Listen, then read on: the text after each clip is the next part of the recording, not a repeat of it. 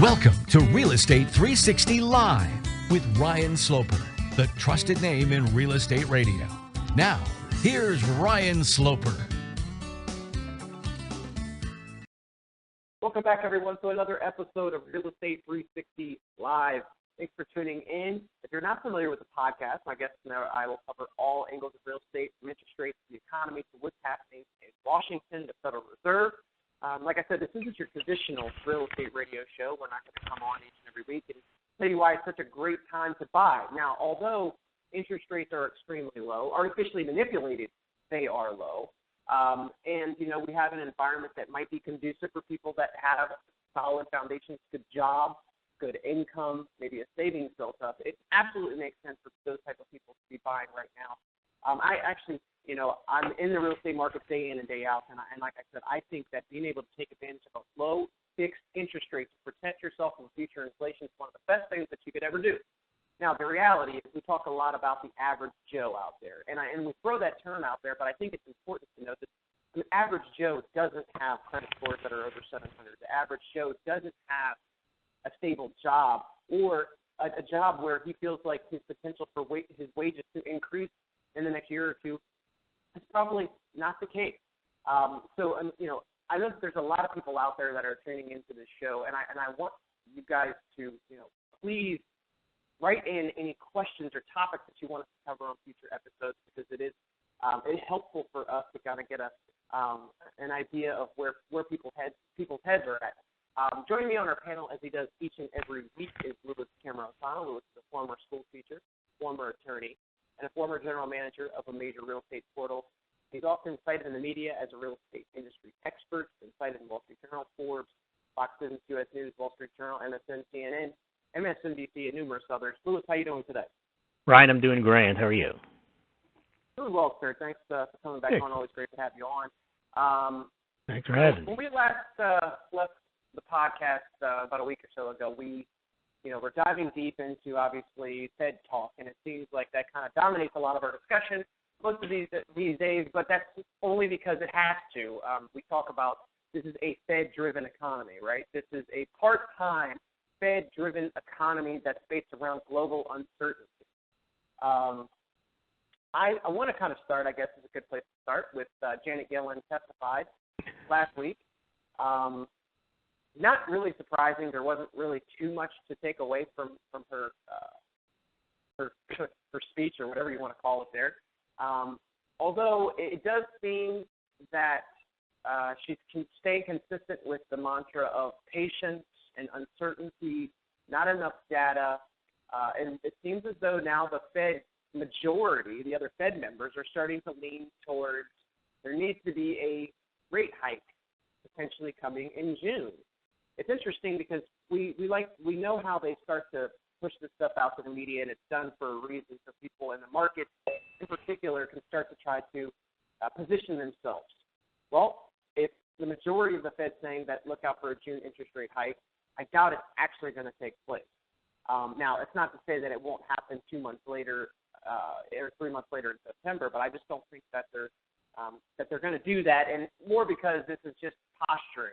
I want to kind of get your take on Janet Yellen and her testifying, and what you think the Fed's next move is. Obviously, you and I are pretty much in the same boat. We feel like this is just more lipstick than anything else, but I want to get your take on that. I think the way the Yellen and the Fed have done is they've talked the dollar up higher, so that if they have to reverse course, it'll fall from a much higher level. Because my original thesis, Ryan, we've discussed this, is that had the Fed come out in 2009 and said we're going to print $4 trillion over the next 6 years, it'll be QE unlimited, the dollar would have collapsed. So what they're doing now is they're gaining all the credibility in the world for appearing prudent after their mass, financial malpractice that they committed, because they've stopped doing it. They stopped doing QE.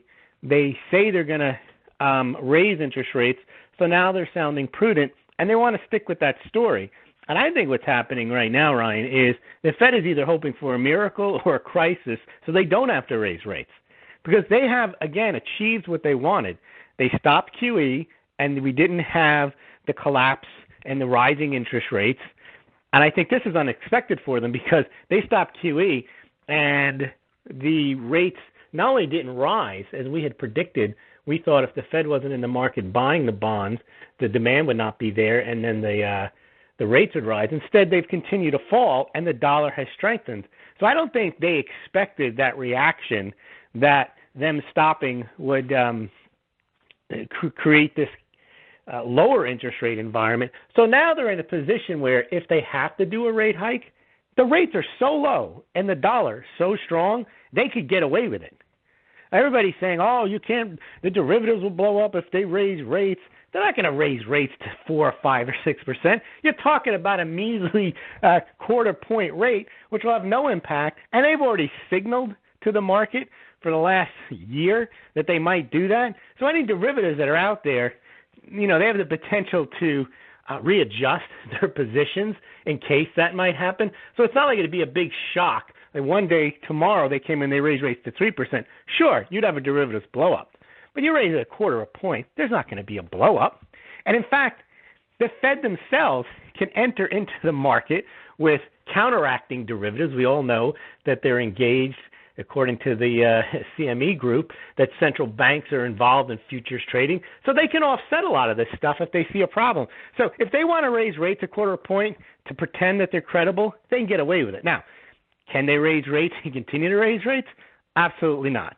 But a quarter point won't make a spit of difference, but it'll go all the way towards creating this credible Fed led by Janet Yellen and so on, and that'll give them the credibility they need when they have to reverse course and start printing again. Because, Ryan, they cannot really be on a trajectory where they're raising rates and the dollar is getting stronger when China, Japan, Europe, everywhere else in the world is debasing their currencies. So eventually they're going to have to put a hit out on the dollar, and they're going to have to execute it. But before they do that, they don't want to kill the dollar. They just want to bring it down a bit. So they'll do it carefully. The way they may do it is by propping it up a little more with a rate hike, and then they'll smash it. But by the time they smash it, the dollar index might be over 100. So what if it goes back down to 80? Right. Everyone will cheer. Things are back in balance.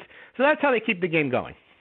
Well, and the interesting thing, they start throwing around rate hikes, right? And so everybody's kind of already. I can see the media starting to write articles like, "Oh no, rate hikes go up, could be bad for real estate." And what I think is important to note here is that the rate hikes that they're talking about is short-term interest rates. Right. Who this is important for is basically banks, because this is the rate at which they're borrowing money from the Fed anyway. So it's no longer they're going to get completely a free lunch. It'll still be somewhat free, but they're going to have to pay a little. Right. But I think that it's important to note that these interest rates. So what does it affect? It affects short-term interest rates such as auto loans and credit cards and home equity lines of credit. But it's completely separate from your 30-year fixed mortgage interest rate. This is a common misnomer that many people believe that they're actually one and the same, and they're not. Right, that the Fed is going to raise the mortgage rate. They're not, and you know what? This is misconstrued in the media all the time. What they'll do is they'll say that the raising of these rates is going to affect the real estate market. Now, it could have some sort of effect, but not much, in my opinion, because it's going to affect your second mortgages or home equity lines of credit, or right. It could affect the rate at which you're paying on your credit card or other type of auto loan if you're going to apply, but not all around this 30-year fixed mortgage is going to probably remain pretty consistent with where it was going to otherwise. And by the way, Ryan, that hasn't done any good. It's not like home sales are booming because rates are where they are. I had a conversation with somebody the other day, and I said, so if we can't really get houses to move at 3.5%, would it matter if rates were at 1.5%? Or 3.75? Yeah, or would it matter if we were at 3.5 and we extended the amortization from 30 years to 100? Right? At this point, I think it's telling that it's not.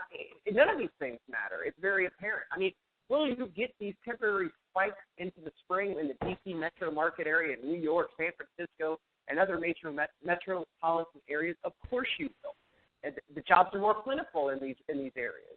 But there's not just jobs, Ryan. There's three things that off the top of my head I can realize that are stopping people from buying houses. Maybe four.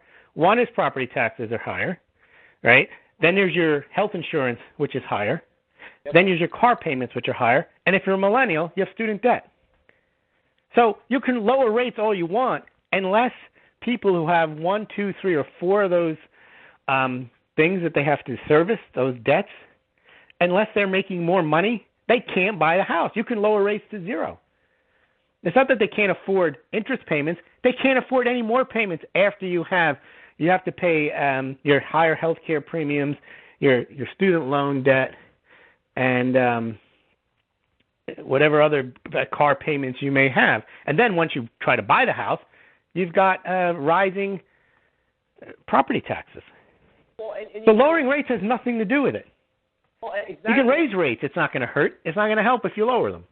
Right, and so what is the president trying to do? When they see this, when they see that, okay, student loans are basically holding people back from being able to buy homes, they try to get creative, and they'll say to themselves, well, what can we do so that we might not have to have them have this burden any longer? Oh, maybe they can come and take a government job, and so we can expand government spending and give people jobs. Right, we'll exempt them from paying back their student loans as long as they work for us. And this is what happens. I mean, the government meddles and stuff that they shouldn't be, and it gets, it just gets much worse. I mean, everybody's saying that, Obama is leading this recovery. There is no recovery. You and I hate this, Lewis, that they continue to talk about a recovery that never existed. Yeah, right. It's like the surgeon. It's Michael Jackson's face, unfortunately. Once you start meddling with it, he just kept getting more plastic surgery, and it made it worse.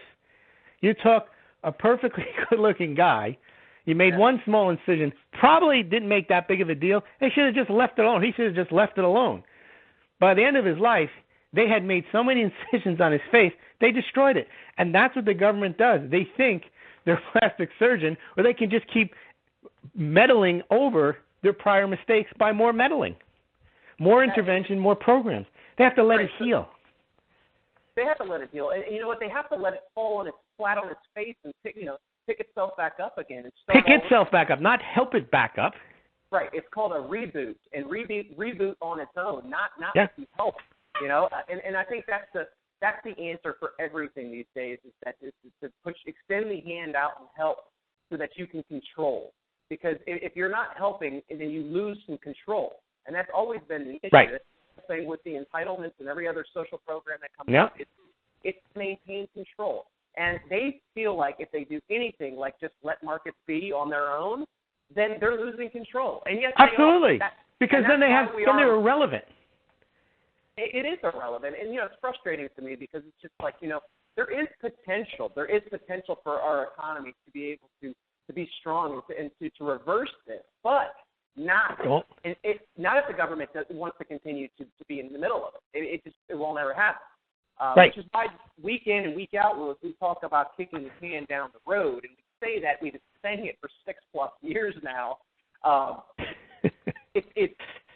have conversations with people every day, and you and I joke all the time that it's like, well, they're looking at it from the perspective of they're just saying, hey, stock market's high, our retirement account's going up. And I joke back and I say, well, yeah, that's the case right now, but do you have the foresight to call it when it retracts 75%? You probably don't. So all the gains that you had, just like the last boom and bust cycle we had in real estate, how many people had the foresight to actually sell at the top of the market and then turn around and build rent? Well, go back to stocks, Ryan. Selling stocks, about the high-frequency trading and the flash trading and all that stuff. These guys have technology. I saw on Zero Hedge they create these towers with lasers so that they can get the information even faster. So there's absolutely no way, if markets start creating, you're going to be able to get in there and get your stuff out in time, especially if it's in a 401k. You have to wait till the end of the day. You can't just trade that day. You put in an order, and they give you the price at the end of the day. Well, by then, everybody else is out. And then they sell your shares the next day with everybody else, and it goes down even further. And same with real estate. If there's a problem in real estate, it's not liquid. It's not like, I'll sell tomorrow. No, you got to start preparing to sell. And by the time your house hits the market, it hits it with everyone else's. Well, it was interesting because I had a conversation with a potential client the other day. He actually he was one of the few people that I'm not going to say timed the market perfectly, but what he did was is he allowed for the market to pretty much completely bottom out before he bought a house, right? So boom and bust happened, and then all of a sudden he went and bought one of the builders' model homes at a significant discount. The same homes that they were selling for $500,000 to $550,000, he turned around and bought it for $360,000, right? Wow. Now he's telling me, hey, I think maybe now is the time for me to go ahead and sell this to get my capital back out of the property. I'm going to go and rent. Because I asked him, I said, well, what's your plan for after, you sell the property? Are you going to dump those proceeds? He's like, no, I'm actually going to go and rent, and I'm going to wait for the market to bottom out again. Actually, very smart guy, because he sees the writings on the wall. The stock market's overbought. He sees all these things, and he's like, you know what? I might as well protect what I've built. And not everybody's in a position to do this. And very few are able to take advantage of this type of situation. But he actually sees it. For those people that are in positions where they can just pick up and move and go and rent, not a bad option. But also I told him, you're also going to have to deal with potential of rising rents down the road. Now, all this, and some of it matters, some of it doesn't. Depends on your income, depends on your tax bracket. There's a lot of other things that factor into the equation when you're making decisions on whether to buy or rent. But it's pretty telling to me when he is not at all worried about taking out a fixed rate at, in the mid 3.5% level, right? And I think that kind of tells me that a lot of the mindset of a lot of people out here. I think that people are almost just, they see interest rates and it doesn't really mean anything. If people could buy, they would. That's what they don't understand. Go back to the 4 things I mentioned earlier in the show. If people could buy, they would, because rates are low. They can't buy. And the other one is, even if they didn't have a lot of those items weighing on them, sometimes they just can't even get the mortgage. Or they're on a part-time job now. I didn't even mention the job circumstances. I just mentioned the ongoing obligations a lot of people have preclude them from being able to pay a mortgage. Forget if they have a low-paying job or they have a part-time job or they've been downsized. Well, people want to, that's, we talked about this, where people do these surveys. Homeownership drive is still strong. Millennials want to buy a house. Gen Z wants to buy a house. Babies in the womb want to buy a house. Sure, they want to buy houses. But they can't, as you point out. It's, do they have the ability to do so? And the economy is preventing them. Desire is infinite. People want everything. Of course they want to buy a house. They want to buy a sports car. They want to buy a jet. They want to buy a mansion. They want to buy a yacht. Everyone wants to be Elmer J. Fudd. Yeah. But they don't have the capacity to do it. Well, do you know who really wants the millennials to buy? Who wants the millennials to buy is the National Association of Realtors. Of course. It's Zillow. It's Trulia. It's all the other sites that stand to gain from more eyeballs on their website. Yeah. And the reality is that all those people can want, as you said, to buy. I mean, but the contradiction, Ryan, is that they also want higher home prices. You can't have both. You want more sales, you got to lower prices. But all real estate people are cheerleaders for higher home prices. They call that evidence of a recovery. No, it just means home prices are higher and fewer are being sold. A recovery is when there's more homes being sold.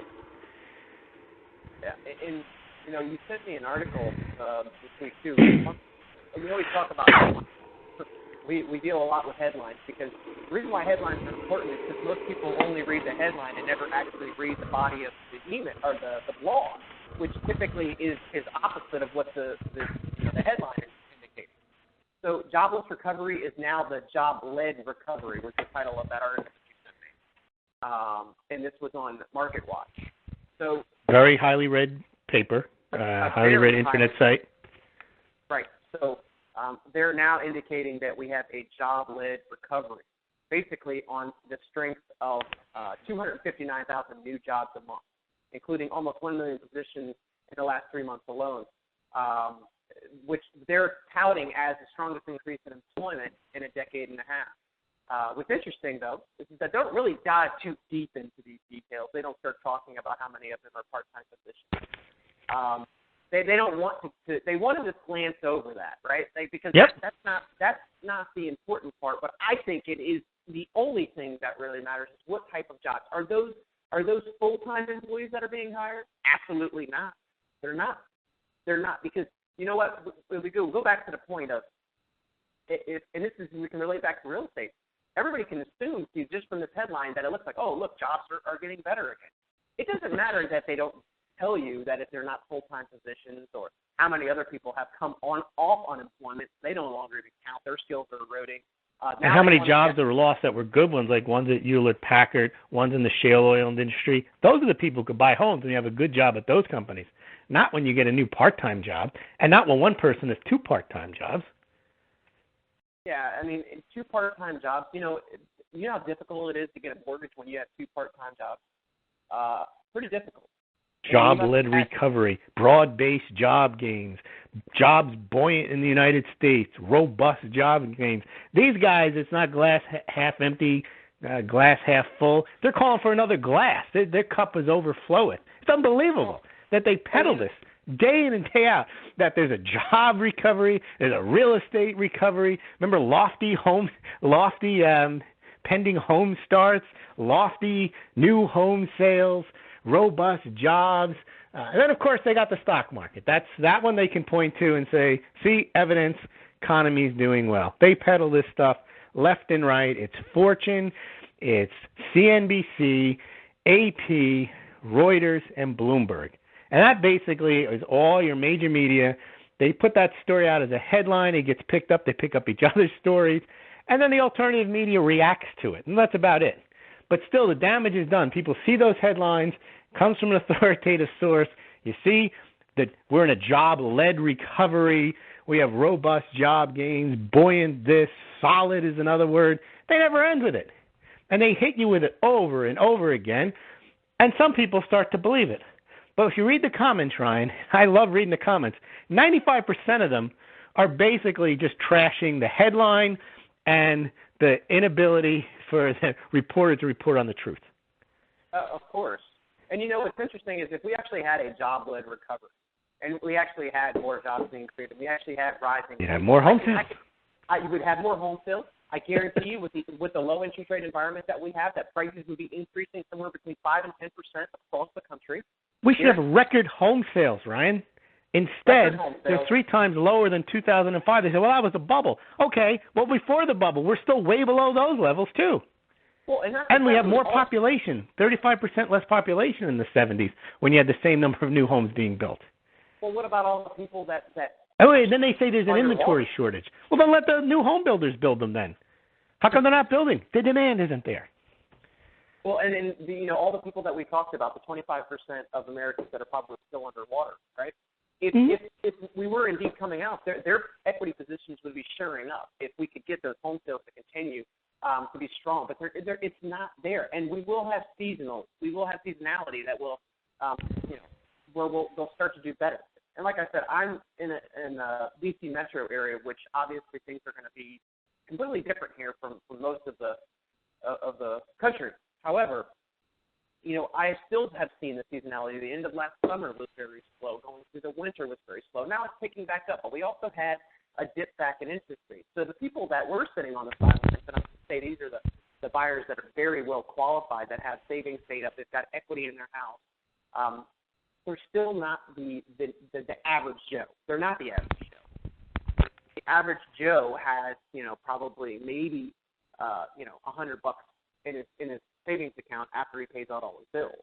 So unless he's going to be able to qualify for 100% financing and get the seller's closing costs, then he's not getting into a house. Now, the reality is that they are making loans or lending programs a lot more available to people that probably shouldn't be taking out loans.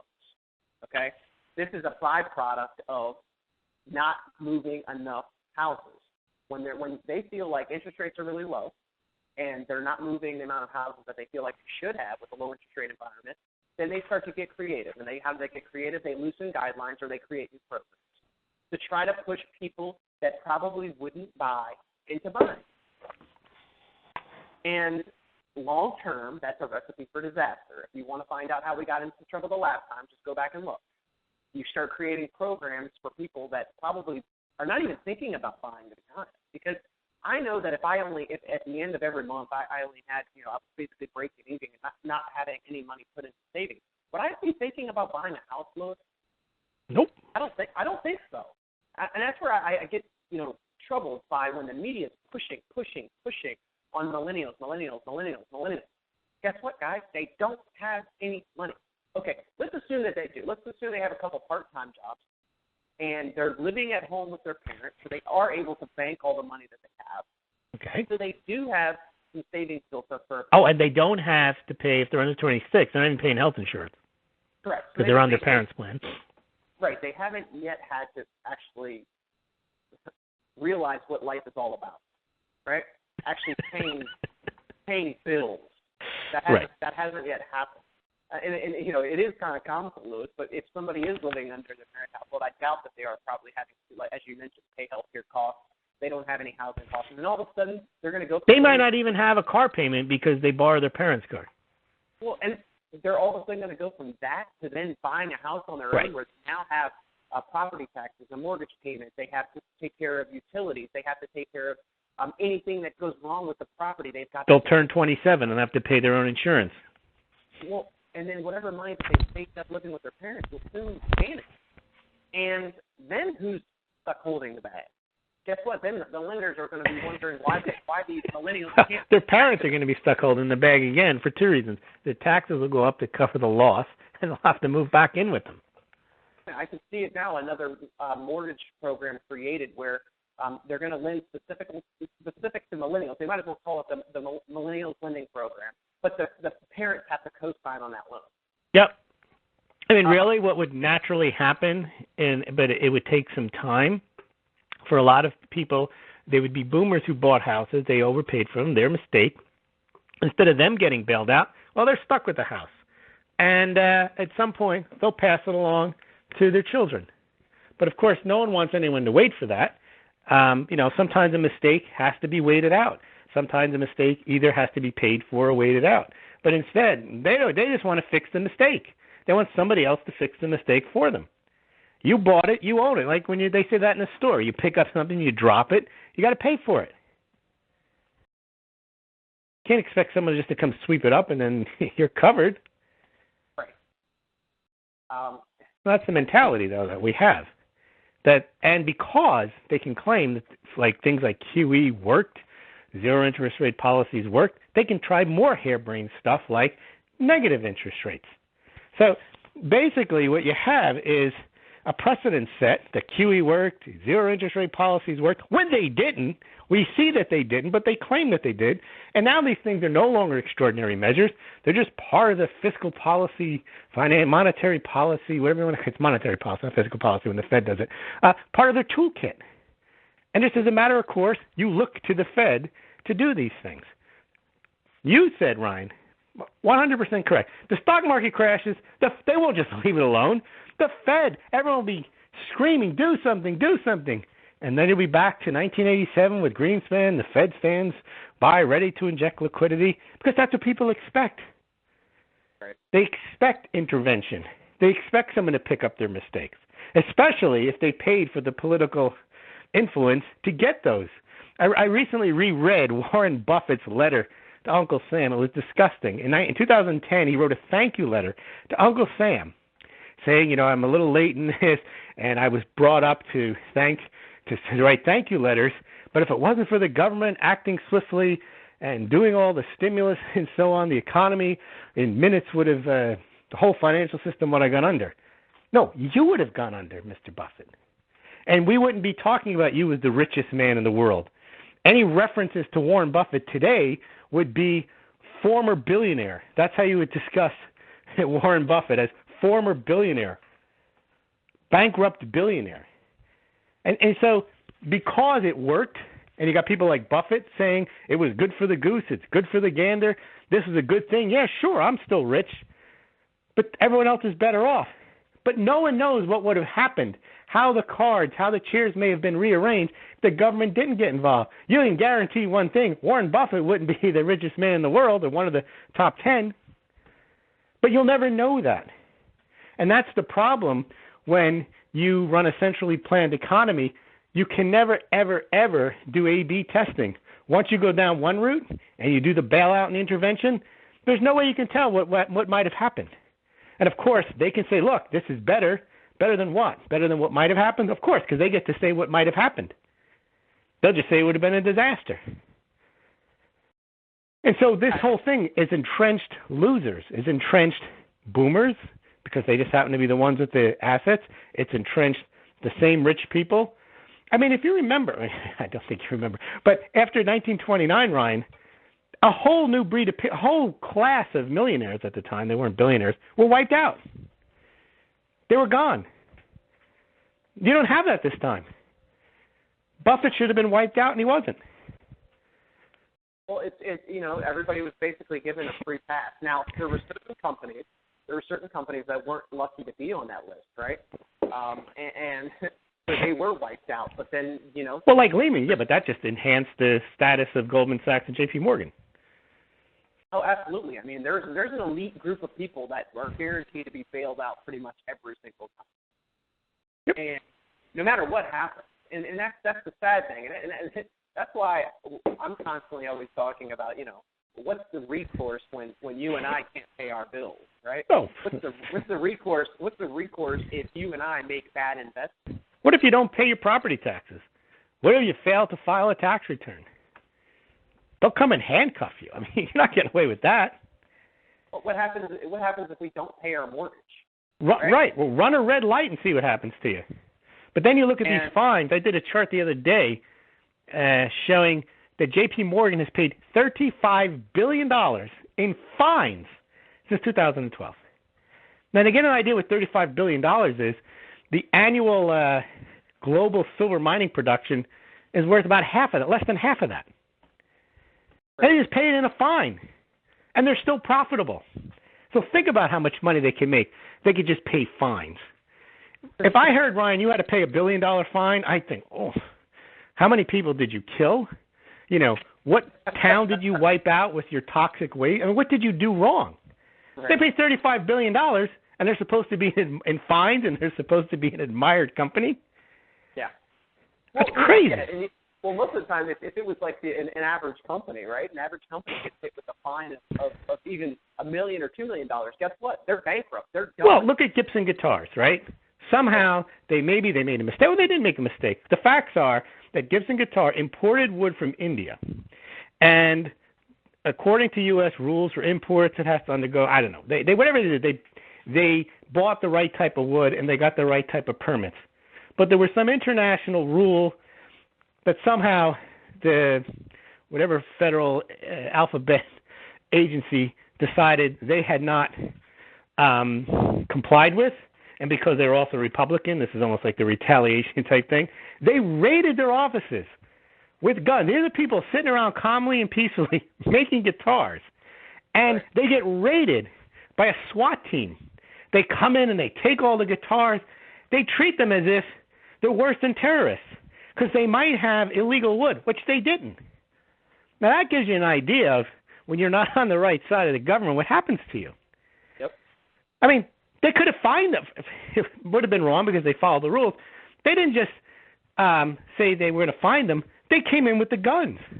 But meanwhile, J.P. Morgan pays a $35 billion fine. Now, you would think they'd have helicopters, SWAT teams. If someone had done something so wrong that they caused $35 billion worth of damages, they shouldn't even be allowed to be in business anymore. Right. It's unbelievable. Well, you even start talking about fines. With the CFPB in the mortgage industry, how, basically all the regulation that took place over the last couple of years, now it's starting to be deregulated again. But I would hear time and time again from mortgage companies that when the auditors come in, that they know they're going to pay a fine. It's just how big it is, right? It's the cost of doing business. You just write it off as a one-time, non-recurring, recurring expense. Fines. Yeah. Very just the reason it's non-recurring is because it's a different amount each year. Oh yeah, and it's easier to pay the fine. It's easier to pay the fine and move on than it is to argue that you are in compliance. Because if anybody's never been into an IRS audit, like I remember randomly I got picked for an audit one year, and I had to go back and I pulled every bank statement, every invoice, every credit card, and sat down in front of the IRS auditor or whatever. And he's trying to ask me a question of something that I definitely don't have the answer for, right? Right. And so you're fighting a losing battle is what it amounts to. And so in anything that's government regulated, you're pretty much screwed. And you know what? If you want to fight it, if you want to take it all the way to the court system, maybe you'll win. But you shouldn't be fighting. The thing is, the shame of it is, the IRS is a service, supposedly. I don't know how them taking your money is a service, but it is. They're a service, all right. And they're supposedly on your side. They're not supposed to be adversarial towards you. They're not supposed to try to find that you did something wrong and try to find that somehow you owe them money. Right. Because if they really wanted to take that approach, they shouldn't have deductions. They're going to have an income tax. They should just take your money and be done with it. They shouldn't give you the ability to fill out your own form. No. If they're going to second guess it, they should just say, okay, because most people aren't self-employed, just take their money out of their paycheck, and that's it. No deductions, no chance to change anything. They have their money, and they're done. But they don't want to do that because the IRS, how big is it? I don't know, tens of thousands of employees. They wouldn't have a job. Mm-hmm. If you just collected the money, I mean, that's any business. What they'd want to do, the way you want to grow your revenue is you want to grow it at the lowest cost. You want to reduce your cost of revenues. One way you reduce your cost of revenues is you lower your sales expense, right? You lower commissions or you automate the process. People can order online. Well, it's the same with the IRS. They could lower their cost of revenue raising if that's what they're going to do is tax you. Just tax you. Flat tax is another way. Well, and flat tax would make too much sense in my opinion because no tax would make the most sense, but that's well, we know that's not going to happen. No, but you see, taxes at the local level, if you went constitutionally, you wouldn't have to pay federal income tax. You'd pay state taxes, property taxes, maybe even state income taxes, because the federal government wouldn't do much other than provide for national defense, federal court system, and the payment for congressmen. And there'd be no foreign aid. Those are things that are outside of the Constitution. The majority of the spending should be at the local level, not at the federal level. Agreed. And if that were the case, then you wouldn't need a federal income tax. They can do import duties or other excise taxes, other ways they can raise revenue. I agree with you there. I mean, once again, this gets back to the control. But people have been brainwashed into thinking, I don't know, whoever came up with it was genius, death and taxes are inevitable. Well, in nature they're not. Only death is inevitable. Right. Tax is a man-made invention. It's not like it's inevitable. It's because they've convinced us that, you have to pay taxes. And then they show you what you get for them, and you say without them, but then they don't really say how much those things that you get for them cost versus how much you actually pay. Yeah, but and the irony of everything is that even after everybody pays all their taxes, it still doesn't actually fund. That's right. They still spend more than the amount we pay. I heard John McCain the other day saying, "I'm ashamed of my country that we're not arming Ukraine." What? So I'm not getting to pay money so that you can send money to people I don't know in Ukraine? I don't even understand what's going on there. And frankly, I don't care. And I'm supposed to send money to the Ukraine lest I be ashamed of my country. And people believe that. They're like, yes, we should be ashamed of our country. There's a substantial number of people who believe John McCain is correct, that we, whoever we are, should send money there, and we should arm them. Imagine if I said, I believe, you're in a dispute with your neighbor, that I'm going to send money to Ryan Sloper so he can invade his neighbor's property because they have a dispute. You would think that was crazy. But it's the same thing, only it's worse. I don't even know who these people are, and I'm supposed to send money to arm the rebels? Is that who we're arming? I don't know. But people believe that. It becomes that money, that there's a pool of money that is there for government to spend on stuff that you have no idea why they're sending it, what benefit it is to you at all. Maybe it benefits John McCain. Who knows? Why does it even benefit John McCain? He wants to see a free Ukraine, whatever that is. There's always a benefit, right? It's always a benefit to somebody. It's just a matter, and arms manufacturer, maybe? I don't know. Who knows? But it's pretty sad when you think about it. But I mean, these are the things that we can't take care of our own here, but yet we're worried about what's taking place everywhere else. And this look at Detroit. And Detroit, yeah. I mean, you could say I'm ashamed of my country if you believe in government intervention that the government's doing anything to help out Detroit. Right. Wouldn't you think that the government would step in and say, you know what, we're going to help turn Detroit around, like not 5 years from now, tomorrow, right? But they don't have any interest in doing so. I have no interest in government intervention, but if they wanted to take my money and intervene somewhere, and they said, we're going to do a grant, we're going to build 20,000 acres worth of new housing in Detroit, I would still think that's a big waste of money and that it wouldn't work, and that's not the way to do it. But it's far more defensible than saying we have to arm the Ukrainian rebels. I don't know how that's our responsibility when, we can't, as you say, you can't even take care of what was once the richest city in the United States.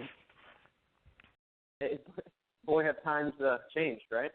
And you know, it's just, unfortunately, every time we turn our head, there's something else that's popping up somewhere, some part of the country or part of the world that we feel like we have to be involved in, right?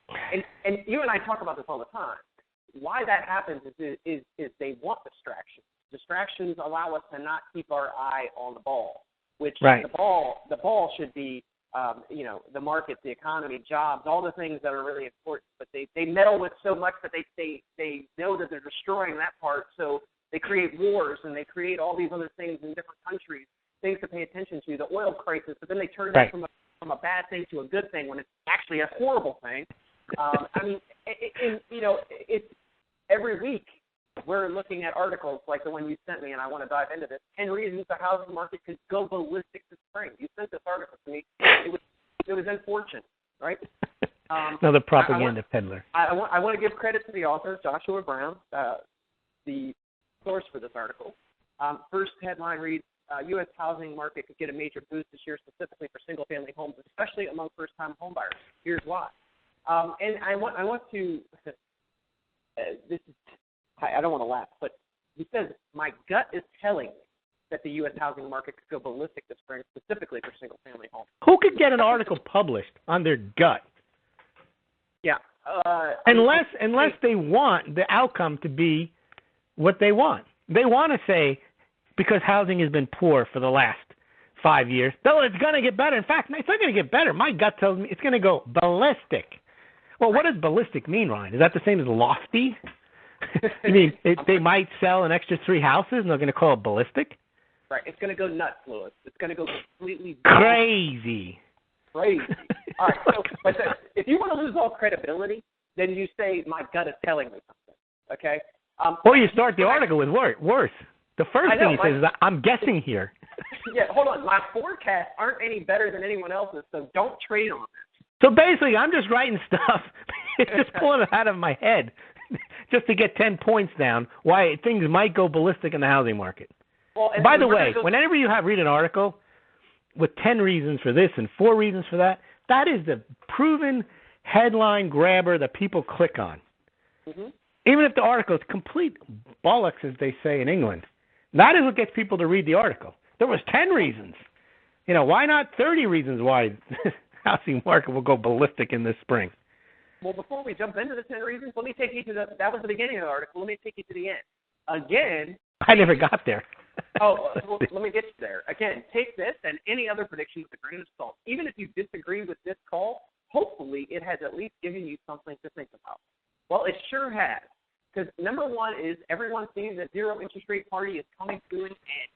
If you've been waiting to borrow, it's getting close to now or never time. Fear of missing out, what the kids call FOMO, is a powerful motivator at any time. Okay. Yeah, the Queen Elizabeth is pulling out of port. I have no money to get on it, but I want to be on that boat. I have fear of missing out. What kind of ridiculous statement is that? If you can't afford it, it doesn't matter when the rates go up. We talked about that earlier.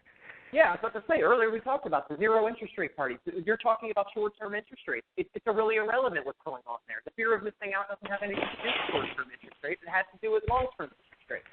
Okay? What they're missing out on is that they don't have a stable job with basically rising wages. That's what they don't have. So number 2, demand is pent up, and pent up things eventually get unpent, sometimes all at once.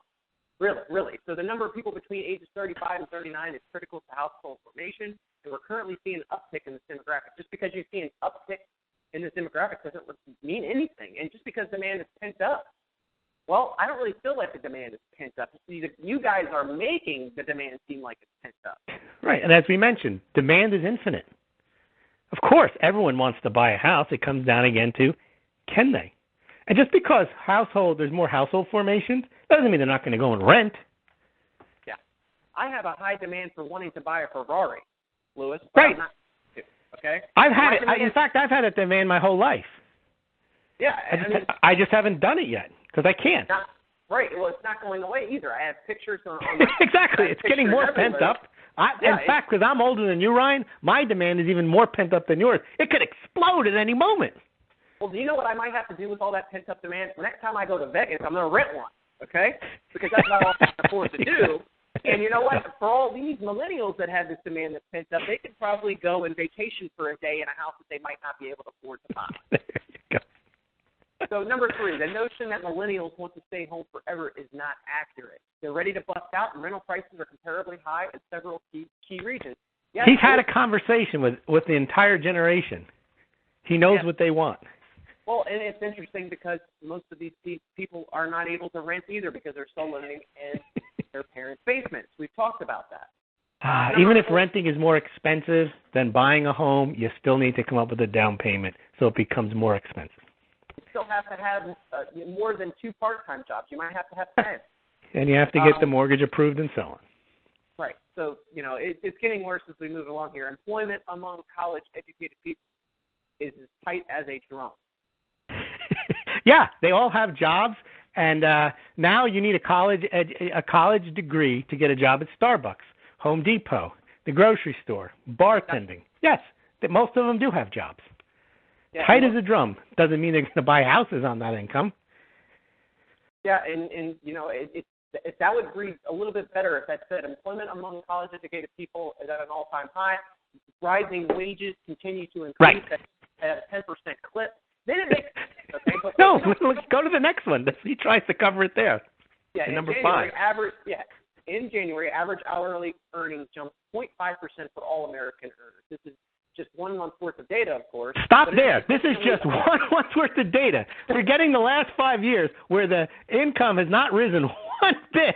He goes, this is 1 month's worth of data. And Ryan, we talked about this too. The reason average hourly earnings jumped in January was a one-time event that no one's talking about because many states, I think 29 states, implemented big increases in the minimum wage.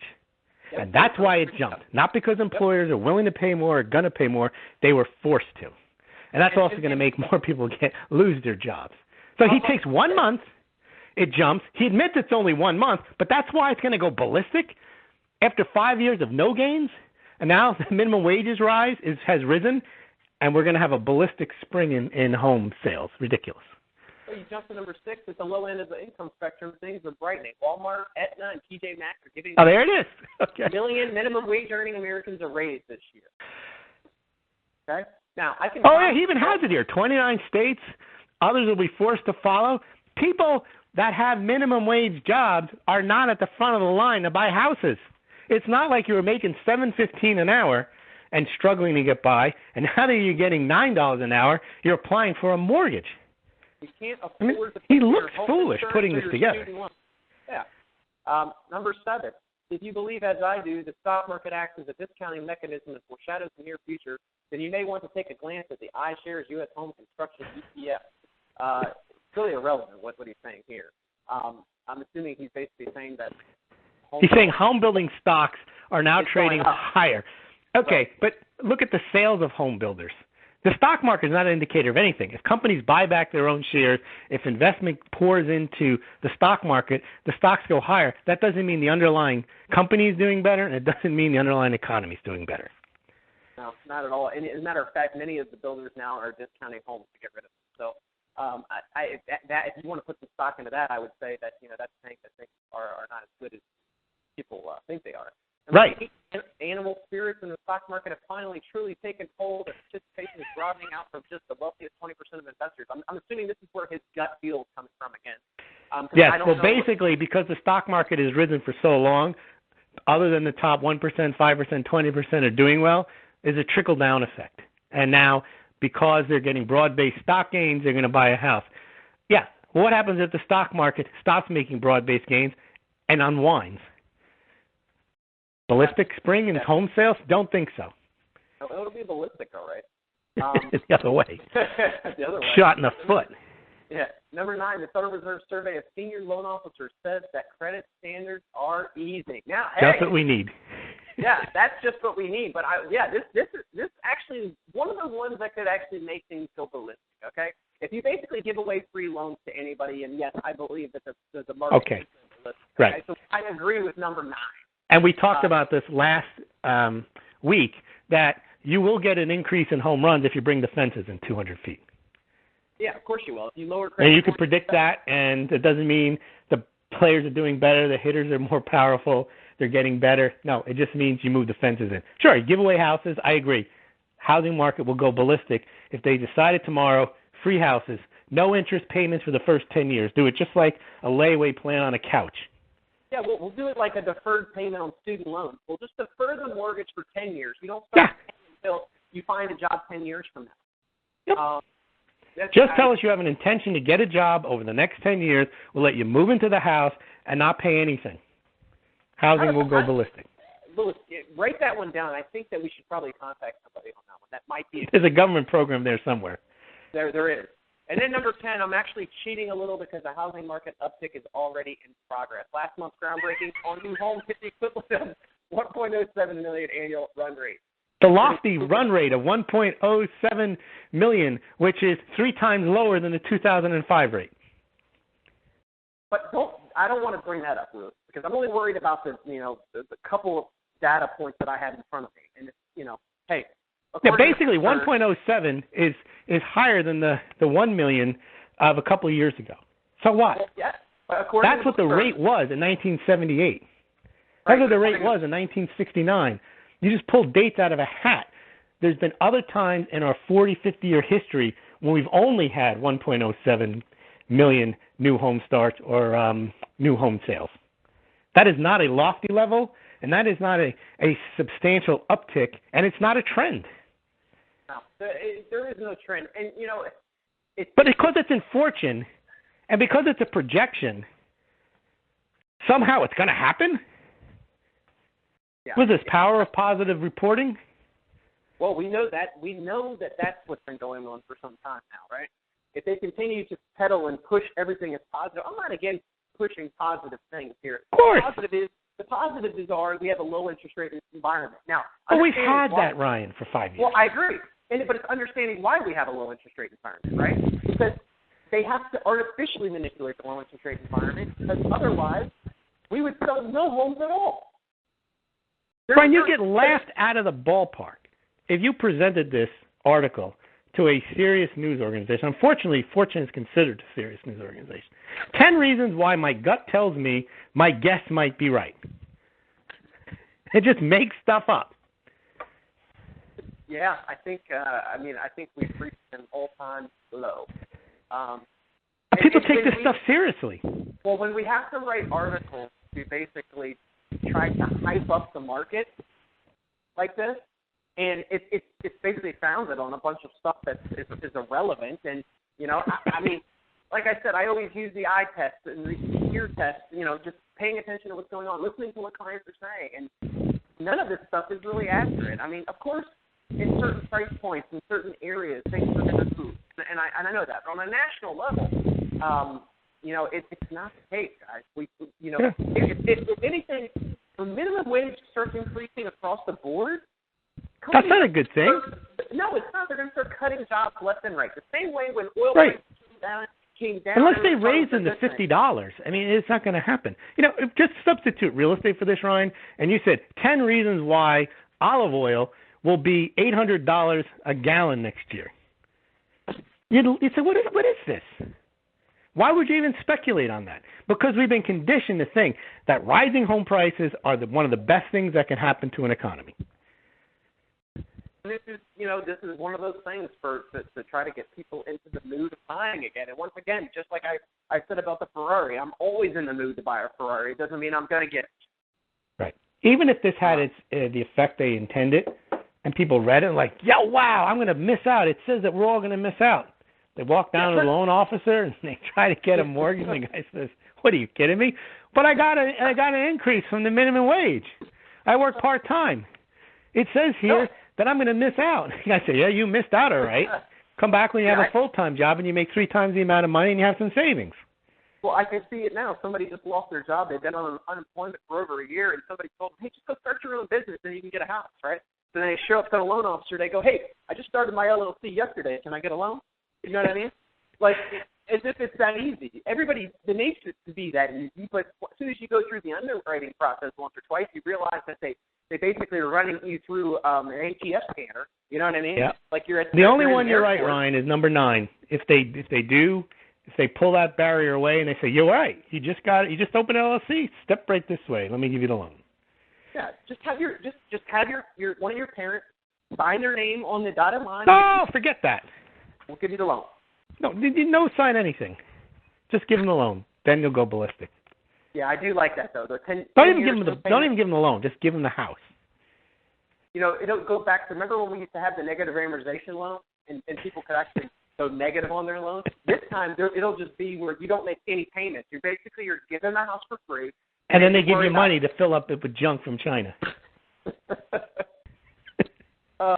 That's a good one. I think that this one's definitely one for the record books here. But we're up on the end of the show, Lewis. If you wouldn't mind, give our listeners your weekly blog website so that they can check that out and any articles that you post on there each and every week. Sure, it's smallgold.com, SMAULGLD, smallgold.com, real estate, finance, economics, gold and silver analysis. Please check it out, smallgold.com. Thanks. Thanks, guys, for tuning in. Feel free to download, subscribe, share to others. If you have any questions, you can also go to the website at realestate360live.com. On the right-hand side, there's an Ask a Question button. Until next time, guys. Take care.